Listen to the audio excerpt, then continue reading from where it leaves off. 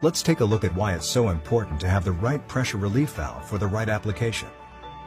Direct spring-loaded pressure relief valves use the mechanical force of a spring to keep the valve in a closed position until system pressure rises enough to counteract the spring's mechanical force.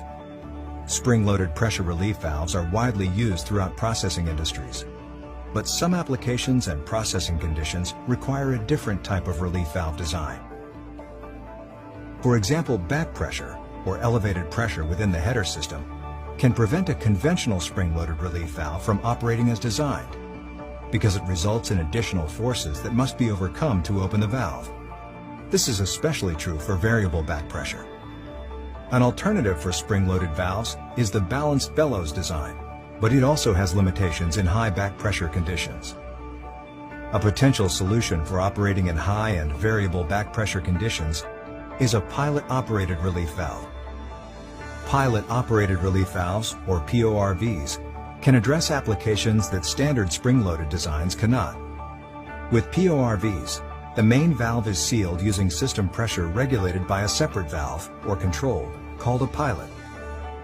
The set point and relief event are controlled by the pilot, which is isolated from back pressure, so PORVs are generally unaffected by back pressure. Pilot-operated relief valves also optimize production pressures as close to set point as possible, reducing fugitive emissions or product losses, and PORVs have a smaller footprint and don't usually require costly piping changes. In normal operating conditions, a pilot directs system pressure to the dome of the main valve. This pressure keeps the piston sealed. Without any disruption in system pressure, the main valve will remain closed.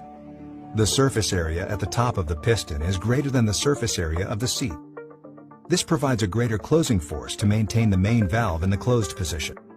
It's important to note that as system pressure increases towards the set point of a PORV, the seating forces increase and the seat gets tighter.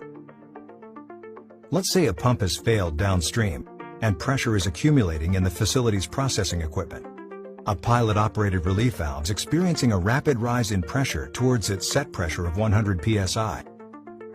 As the pressure increases, the pilot control's piston assembly rises, lifting the spool and closing the inlet seal.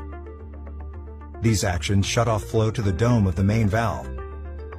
The pressure within the dome does not continue to rise, and dome load remains constant. The main valve has not yet opened, but the closing force at the seat is slightly reduced. As the pressure approaches the system's set point, the pilot control's piston assembly continues to rise, lifting the spool, causing the outlet seal to crack open. When this happens,